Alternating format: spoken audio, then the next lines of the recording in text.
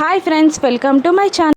బుజ్జిగాన్ని తీసుకొని అహల్య నందుతో మాట్లాడడానికి construction site దగ్గరికి వస్తుంది. ఇక బుజ్జిగాడు నందుకి ఫోన్ చేసి బాబాయ్ ఎక్కడున్నావు అని అడుగుతుండగా నేను పై ఫ్లోర్లో ఉన్నాను, ఇక్కడికి వచ్చాయి అని అంటూ ఉంటాడు వెటకారంగా. నందు కన్నింగా నవ్వుతూ ఉంటాడు. ఇక ఫోన్ పెట్టేశాక ఎక్కడున్నాడంట అని అహల్య అడగ్గా ఇలా చెప్తూ ఉంటాడు బుజ్జిగాడు. పై ఫ్లోర్లో ఉన్నాడట, వెళ్దాం పదత్తా అని అంటూ ఉండగా నువ్వు ఇక్కడే ఉండు, నేను వెళ్ళి మాట్లాడేసి వస్తా అని అంటూ ఉంటుంది అహల్య. పైకి వస్తున్న అహల్యని చూసి కన్నింగా నవ్వుకుంటూ ఉంటాడు నందు. మరోవైపు ఇంట్లో అహల్య కనబడకపోయేసరికి కుబేరాతో అహల్యని చూసావా కుబేరా అని గౌతమ్ అడగగానే బుజ్జిగాన్ని తీసుకొని బయటికి వెళ్ళింది కదా బాబు అని అంటుంటాడు కుబేరా. బుజ్జిగాన్ని తీసుకొని బయటికి వెళ్ళిందా, ఎందుకు అని గౌతమ్ అడగగానే నందుగారితో మాట్లాడడానికి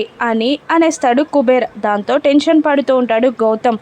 అమ్మో, అహల్య ఒంటరిగా దొరికితే మాటలతో అవమానిస్తాడు, బాధ పెడతాడేమో, ఏదైనా చేస్తాడేమో అని గౌతమ్ టెన్షన్ పడుతూ ఉంటాడు. ఇక పైన ఫ్లోర్లో ఒక ఆయిల్ క్యాన్ పట్టుకొని ఈ ఆయిలే నీ ప్రాణాలు తీస్తుంది అని అంటూ వాటర్లో ఆ ఆయిల్ పోసి కింది నుండి స్టెప్స్ ఎక్కుతున్న అహల్యని కన్నింగా చూస్తూ ఉంటాడు నందు.